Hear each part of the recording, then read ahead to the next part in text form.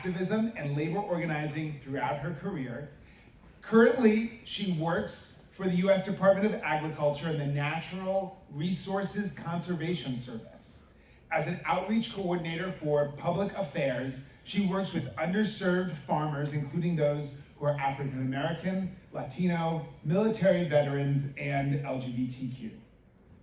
She's the granddaughter of legendary labor and civil rights activist César Chávez, and grew up around the United Farm Workers organization that he helped found. Christine has also worked with other labor unions, including those in the hotel and restaurant industries. As a political activist and community organizer, Christine has helped elect numerous candidates to high office at city, state, and national levels. Most recently, she served as a surrogate speaker for then presidential candidate Barack Obama. Christine is also a tireless supporter of marriage equality and has been recognized for her work by a number of organizations, including the National Gay and Lesbian Task Force. She has a special interest in bringing together the Latino and African-American communities, both of which have been historically disenfranchised, to address social justice issues. Please join me in giving a very warm welcome to Christine Chavez. First, I would just like to say thank you for inviting me to join you today. And thank you for that introduction, Dean. It's always great to come to universities because students played such a historic role in the fight for farm workers. I always remind people that even though César Chávez was the face of the farm worker movement, it's important to remember that the thousands of people that volunteered and gave their time. And I always tell people that the movement would not have been successful if it wasn't for all the people that walked a picket line, joined us in front of a supermarket to ask people to boycott a certain product. All of those things together really help build what we call the farm worker movement today. So officially, I'm speaking to you on my personal time, but during the day, like it was mentioned, I work for the USDA and I serve as an outreach coordinator, trying to make sure that our minority farmers and ranchers have access to all of the USDA programs that we have to offer. And I do that out of California. So just some background on myself. César Chávez was my mom's father, and I'm one of 32 grandchildren. My mom, Sylvia, is the oldest daughter of César and Helen Chavez. And I like to say that for me, it was really my mom who instilled in us the sense of pride that we should feel as Mexican Americans and as Latinas and as the granddaughters of César Chávez.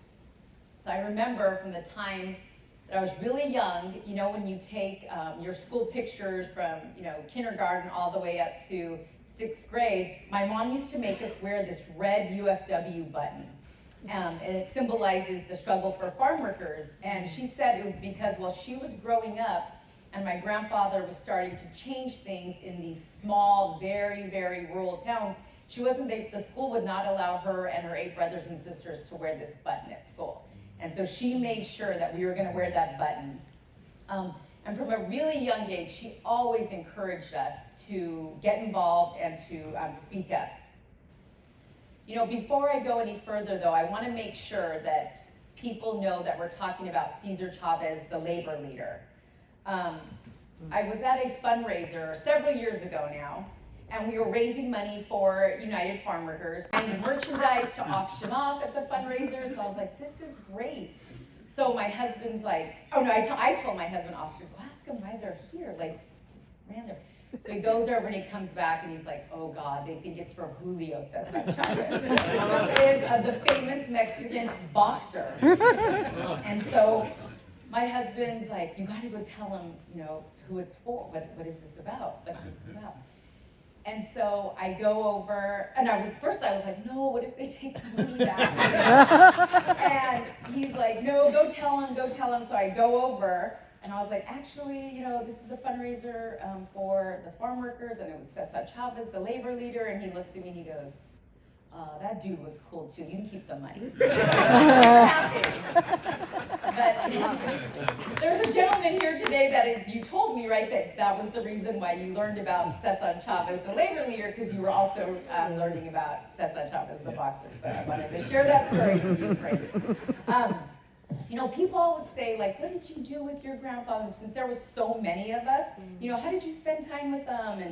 And I always say he didn't do like traditional grandfather things, but he found really creative ways for us to hang out with him. So we always joined him at the farm worker offices. We went to rallies and to, you know, picket lines, and we went in front of supermarkets and handed out leaflets about whatever product that we were boycotting or proposition we were fighting for at that time. But he always used to say, and he thought it was so funny, because he would say, Mia, in this family, we don't have family picnics, but we have family pickets. We'd all be out there on the line, picketing and showing our support from for the farm workers. And I think that, well, I learned so many lessons from my grandfather. I think two of the most important lessons were about solidarity and about commitment. You know, once you start something, you have to see it through to the end, no matter how long it takes, even if there isn't an end. When I was 15 years old, my sister Teresa and I were invited by my grandfather to go with him to Manhattan. He had a speaking engagement out there, and we'd never been on a plane. We'd certainly never been to Manhattan. And we're on the airplane, and we're looking through his itinerary, and we noticed that the host organization that are hosting him have him staying at a really fancy hotel in Manhattan, downtown Manhattan. And my grandfather had this thing. He said no matter where he went across the entire United States, he could find a supporter and stay in their home. And he thought it was a way to build, you know, to build community and to get people more engaged and involved, was to sit down with them and break bread. And so this was gonna be no different in Manhattan. But my sister and I, we were young teenagers, and we wanted to stay at the Park Plaza Hotel. And so we're like, oh, okay, who's gonna ask him? How are we gonna get him to say yes? And so on the way over there, on the plane, we asked him, can we please stay at the hotel? We've never stayed in a nice hotel. He's like, no way, there's no way we're staying in that hotel. And so we pleaded and pleaded. So finally he's like, fine, we'll stay one night in the hotel. So we're so excited, we're gonna stay in this nice hotel. And so the host organization comes to pick us up, and they drive us to the Park Plaza Hotel. And as soon as you get in eyeshot of that hotel, there's a picket line of hotel maids outside in front of that hotel. So, of course, we would never cross a picket line.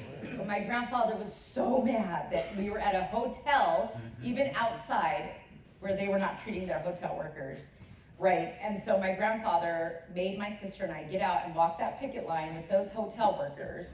And to this day, we've never forgotten what it means to show solidarity with other workers. So the entire weekend we spent on that picket line. The following year, when I was 16, for me is when I really began to see who my grandfather was and what he was willing to go through for farm workers and the kind of impact that he had on people.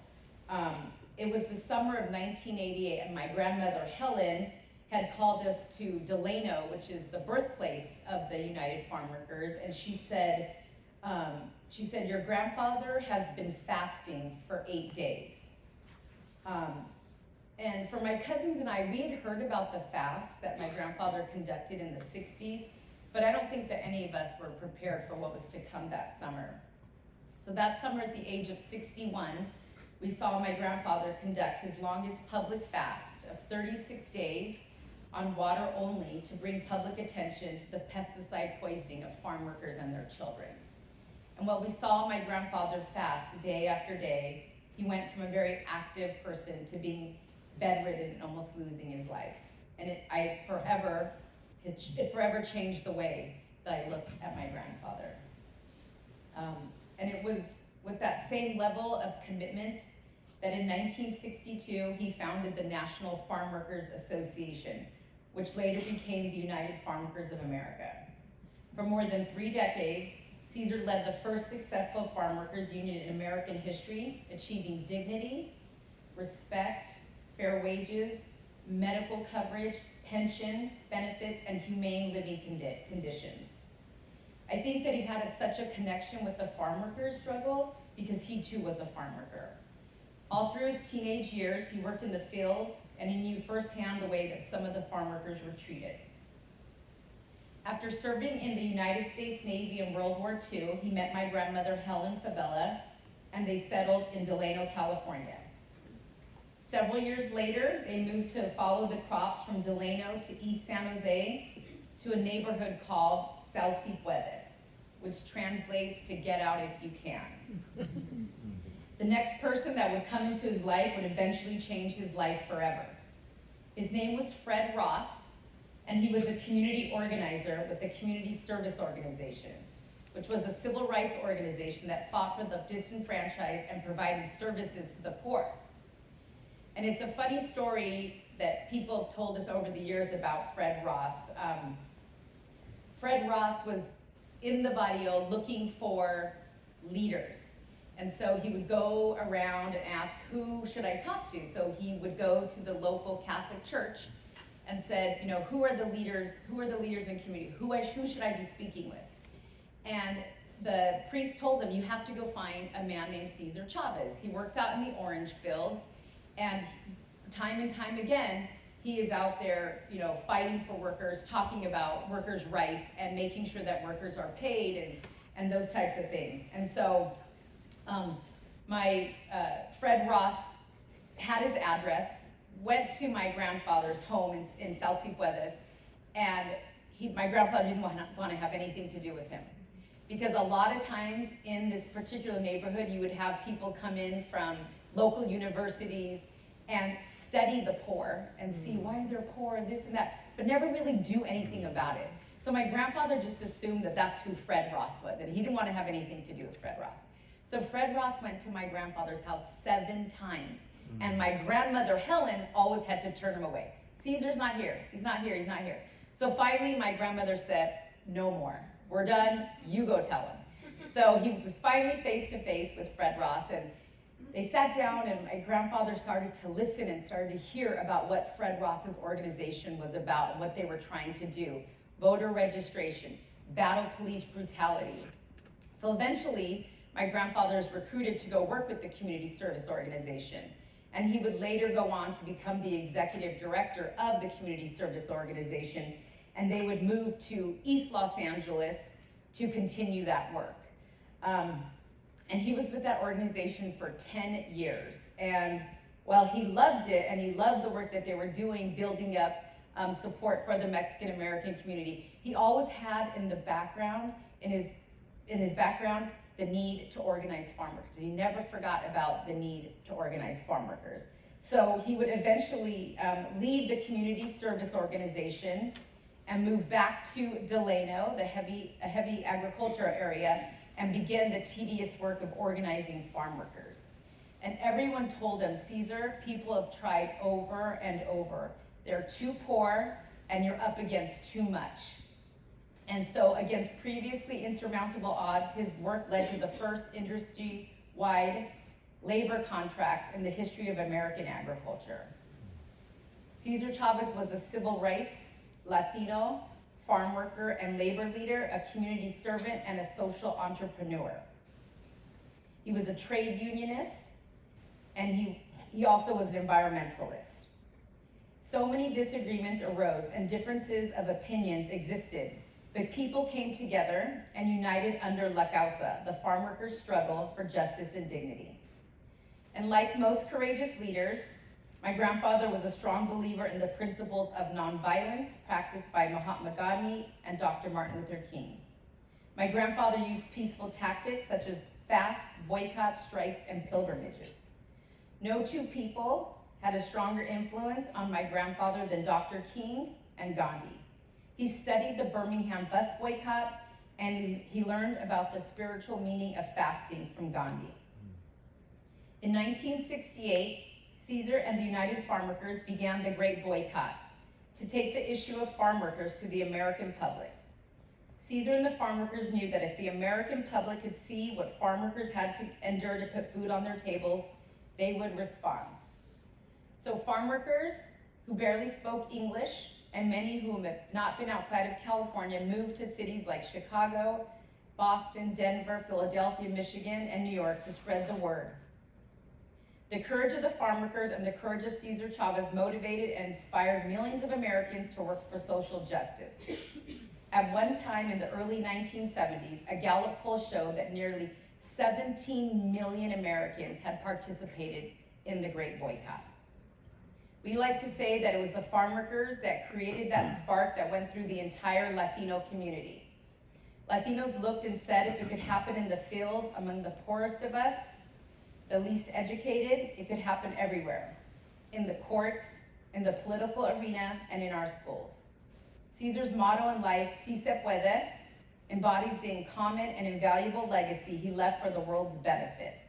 His values and principles of nonviolence, justice, and service to others remain relevant and inspiring today for all of us. Several years ago, the United Farm Workers celebrated their 50th anniversary. For 50 years, the UFW has been on the forefront of bringing the plight of farm workers to the American public. I think that one of the greatest things the UFW realized early on was that organizational diversity is an absolute strength and key component to build a lasting organization. And we know that there are many reasons to not wanting to expand the internal workings of a group. Issues such as trust and consistency and loyalty are usually the reasons to not want to include others with diverse opinions or different cultural backgrounds. The easiest thing is to include diversity within staff or on our boards of directors, but we realized that that was never enough. The real challenge is to have diversity across the entire organization through our membership, our donor base, sponsors, and political support. And I always remind people that my grandfather was often criticized for having non-Latinos in leadership positions.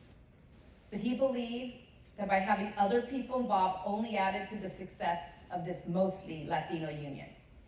He knew that having people with different backgrounds and experiences could only serve the union better because they would bring different opinions. So they knew that by coordinating a state-by-state effort in the boycott of California table grapes, they could put economic pressure on the growers to do the right thing. So they built coalitions. They built coalitions with civil rights leaders like the late John Lewis, Reverend Jesse Jackson. And I like to expand on this coalition because I think that outside of the Latino community, it was the Black community that supported the farm workers for so many years, and that continues today. Like I mentioned, my grandfather studied the civil rights movement, particularly the bus boycott, and he applied those same tactics to the boycott of California table grapes. And although Dr. King and my grandfather never met, he was my grandfather's hero and played a large part in his work. At the height of the boycott, Dr. King sent this telegram to my grandfather. And it says, to César Chávez, I am deeply moved by your courage in fasting as your personal sacrifice for justice through nonviolence. Your past and present commitment is eloquent testimony to the constructive power of nonviolent action and the destructive impetus of violent reprisal. You stand today as a living example of the Gandhian tradition with its great force for social progress and its healing spiritual powers. My colleagues and I commend you for your bravery, salute you for your work against poverty and injustice, and pray for your health and your continuing service as one of the outstanding men of America. The plight of your people and ours is so great that we all desperately need the inspiring example and effective leadership you have given. Martin Luther King Jr., President of the Southern Christian Leadership Conference. After Dr. King was assassinated, it was his wife, Coretta Scott King, who really took up the cause of farm workers. She joined the farm workers on picket lines, at marches, and one Christmas, while my grandfather was put in jail in Salinas, she went out to the valley to demand his release. And today, people like Reverend Sharpton and many members of the Congressional Black Caucus remain strong allies of the current struggle for farm workers. Coalitions were also built with leaders like Harvey Milk, who was a strong ally and helped spread the word about the Great Boycott in the gay and lesbian community. They also built coalitions with college students to put pressure on their campuses to ban the sale of grapes in their cafeterias. And they also built coalitions with religious institutions to spread the word in the synagogues, churches, and temples. And of course, they built coalitions with other labor unions, like the United Auto Workers and the Longshoremen Union, who refused to unload the grapes from the ships at their docks. And today, 50 years later, the UFW continues to work with these different groups around immigration reform, lobbying for laws to protect health and safety of workers, and collective bargaining. On April 23rd, in 1993, we got the call that my grandfather had passed away. He died at the home of a farm worker family in Arizona. He passed away in his sleep, and when his colleagues found him, he looked peaceful, and lying across his chest was a book about Native American artifacts.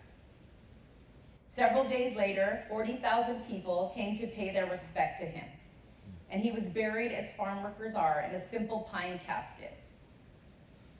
My grandfather always used to say that he wouldn't have worked a day in his life if he knew this movement wouldn't go on without him. When I reflect on personal time with him, I can remember 2 conversations with him.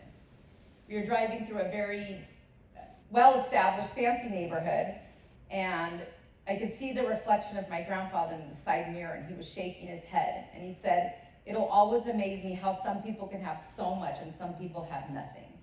And he said, "This makes your tata," that's what we used to call him, "this makes him very sad, and this should make you sad too." The second thing that he told us, that it was our responsibility to remind people as often as we could about what farm workers have to go through to put food on our tables. He said, "I know some of you may not work with farm workers or may not live in agricultural areas, but you can never let people forget about the farm workers. It's so important to continue to get support from non-farming areas." He said people will go into these markets in these big cities and forget how lettuce got on that shelf. But if you remind them, people will care because the American people are good. He always wanted the focus to be on the farm workers, and today, I think it would be no different. So I always hope that when people are driving down César Chávez Avenue, which is in many different cities, or they're celebrating César Chávez holiday, that they remember it's about the farm workers, and my grandfather would want the focus to be on the farm workers. Thank you. I'm gonna a little bit about my story, and so I'll just go through those now, and then we'll do the Q&A. So this is, I call it just in the beginning with Tata, like I mentioned, we call him Tata César. So that's me on his shoulders. I'm sorry, I cut that picture off. But that's me on his shoulders. And we lived in a little town called Morgan Hill, which is right near the Salinas Valley out in California. So when my grandfather would drive down from the Central Valley, he would stop and pick up my sister and I, and we would go with him on these marches. The second picture, it says boycott A&P. And if you can see, there's like a little tag here that says, right here, it says picket captain. So the story is, we were in Detroit on the Great Boycott, and we were in front of a supermarket, and the police were called on us, and they said, we want to talk to, they always wanted to talk to the picket captain, like who's in charge, we want to talk to the picket captain. So my mom folded up a little piece of paper and put picket captain and put it to my sister Teresa, who was only 5. Said, Teresa's the picket captain. And so this was just from one of the newspapers, but we ended up all going to jail that day. So that was my first show of civil disobedience. So this is just Sisters in the Movement. Once again, I think we were boycotting bananas back then. And my grandfather always wanted us to say something. He'd always pull us up to the microphone and say something to the workers, say something. And so that's my sister Teresa saying something. So this is what I just call women in the struggle. So 2 of our biggest supporters for so many years is Miss Ethel Kennedy, who time and time again opened up her home and did fundraisers for the farm workers, and still today, continues to help us out. And this is Miss Coretta Scott King in Salinas after my grandfather was freed from jail, thanks to her and bringing a lot of cameras and publicity. but she remained a strong ally of the farm workers for just so many years, and we've always been grateful for that support. So this was an issue that was brought to me in the early 2000s. I guess that must have been in 2008. The first picture from the newspaper there. This is when California was discussing marriage equality, gay marriage, and they were doing polling and this type of stuff. And a senator called me into her office, and she said, "Look at this. What do you see here? Look at this." And I guess it was a poll, and she said, "Look, Latinos aren't where they need to be on this issue. You need to remind Latinos about your grandfather's support for the LGBT community." So I was like, okay. And so she said, "We're gonna do commitment ceremonies in front of the California Supreme Court, and just to remind people about, the tremendous support and solidarity that your grandfather had with the LGBT community." So we, did these commitment ceremonies, and it was a firestorm. People were not happy, but it was important to remind people about my grandfather's support for the LGBT community. And hands down, my grandmother was still alive, and she said, absolutely, your grandfather would have been on the right side of this issue on marriage equality. And then this is just the Latino and GLBT history project that just sort of chronicles all the work in the LGBT community with Latinos. And so this is just showing solidarity, like I had mentioned. The first one, the picture in the red shirt, that was us in front of a supermarket, just showing solidarity with striking supermarket workers. And then the next one here is with janitors. There was in Los Angeles a big Justice for Janitors campaign.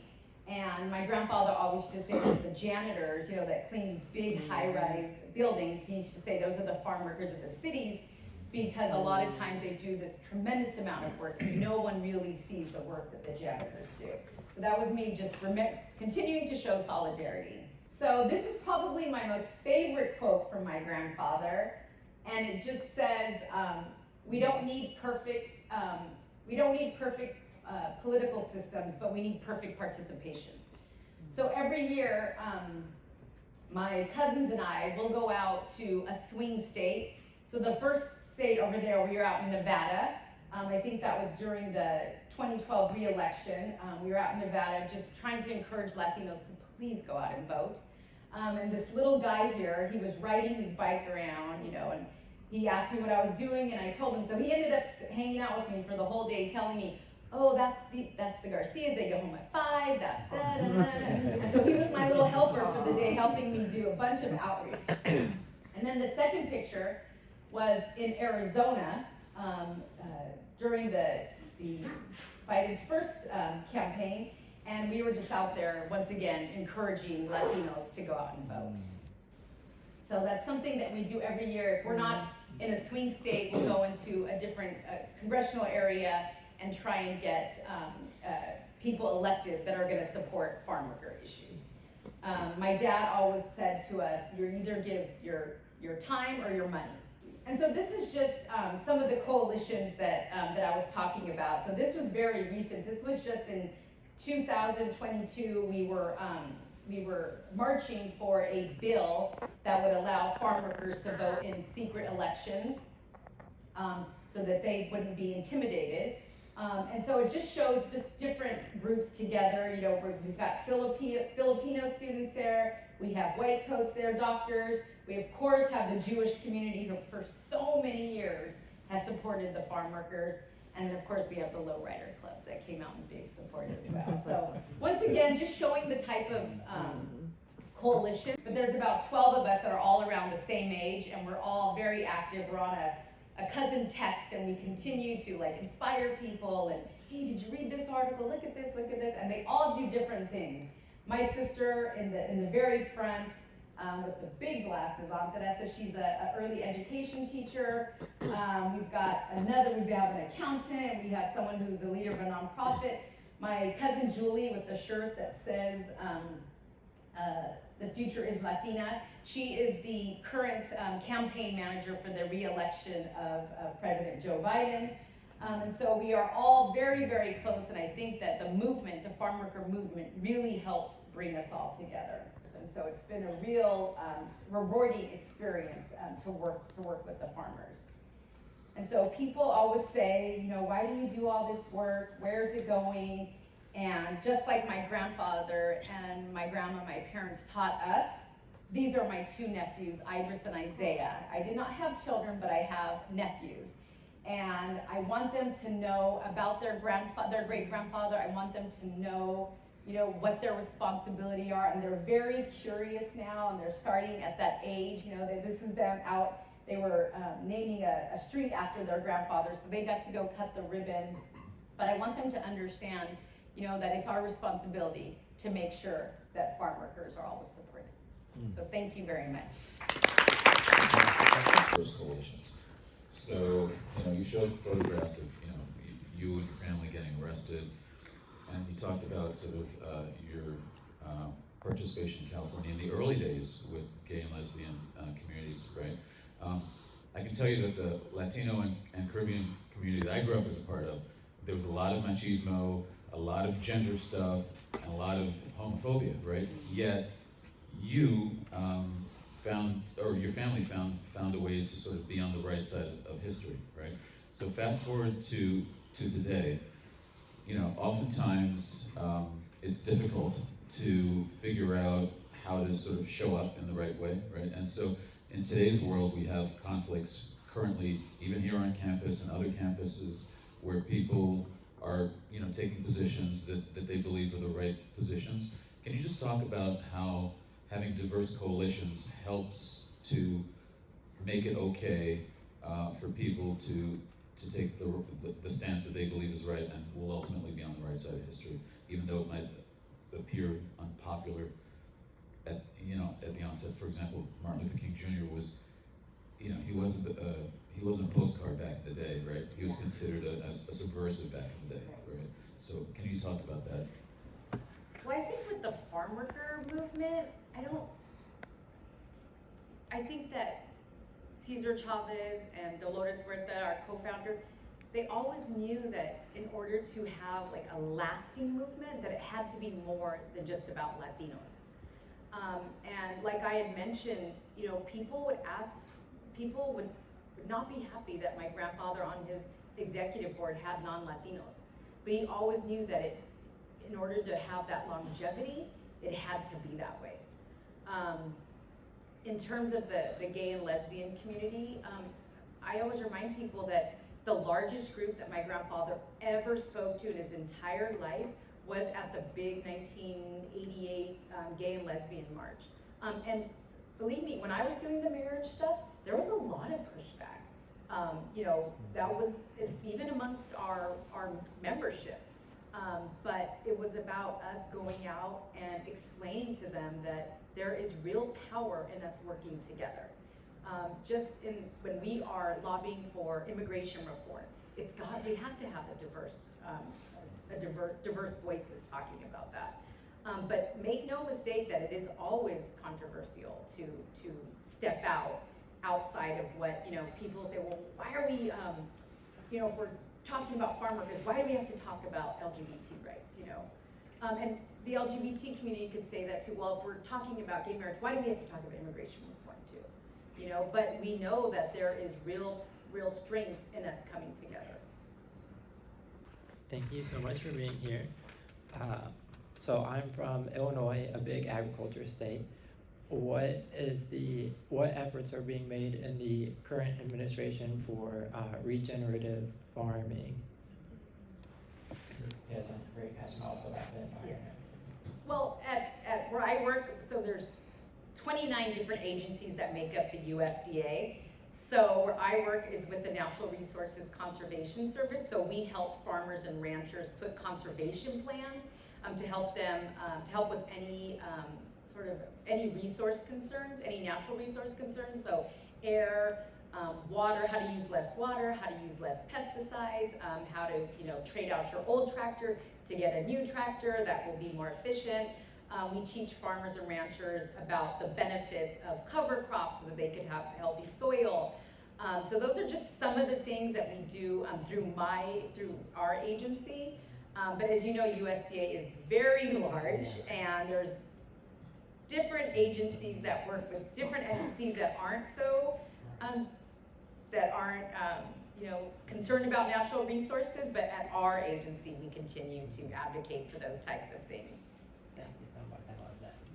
Oh, I think this has been off. Oh.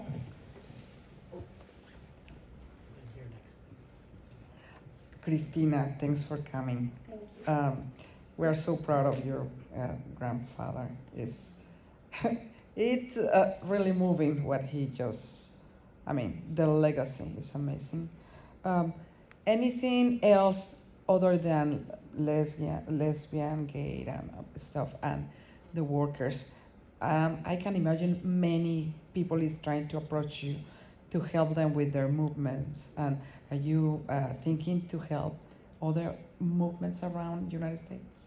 Yes, we've obviously have been also very involved through United Farm Workers, and when I'm not working for USDA, we've been very involved with the rights of just immigrants in general, with the Dreamers. We've been involved with different movements around heat stress as it relates to all workers.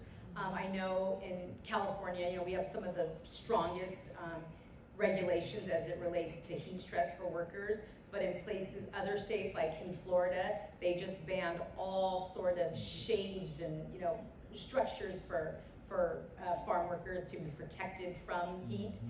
So we'll continue to follow those types of things as well. Yeah. How many times have you been arrested, and are there any specific moments that you remember and can tell us about? So probably I've been arrested probably about 8 times, and it's so funny. My husband, the first time he saw me do it, he's like, "Wait, you're just gonna get arrested just like that?" I was like, "Well, this is why we came here to do this." And he's like, "Whoa." He's from East Los Angeles. He's like, "In my neighborhood, nobody just goes and gets arrested." He's like watching me like, "What is happening?" It is, I've been arrested, in front of Disneyland, and it's always about workers' rights. It's always about trying to bring public attention about the workers at Disneyland, about, the hotel workers are always, right in California, the hotel workers, keep these hotels immaculate for people to stay at, and they can't give, these workers the same sort of rights. I've been arrested with the janitors and with the supermarket workers. And it's always because all of these workers for years have supported the farm workers, have supported a mostly Latino union. They have supported they've supported the farm workers by, giving donations. They've supported them by coming to our long marches, by coming to our picket lines. So I always feel like it's the least that I can do is to support their causes as well. Well, thank you. Well, thank you. Thank you so much. Thank all of you. Thank you. Overwhelmed with just emotion in regard to all that she shared. Many of us can say that grandparents are just special people to us. We only have the opportunity to have 4. And I am just delighted that Christine has been kind enough to share history through her story of her grandfather and how grassroots movements really work, and the importance of really humanizing the people who you don't necessarily see on the cover of the news. There's so many hands, feet, toes behind these movements. And I can appreciate also how her grandfather just honored people by staying in their homes. I think that's just really amazing.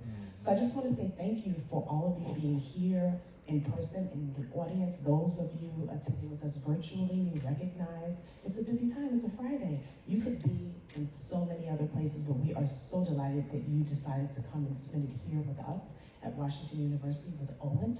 And we invite you to take a look at the website of the Office of Equity, Diversity, and Inclusion for our upcoming events. For those of you that are here in the audience in person, we invite you to stay.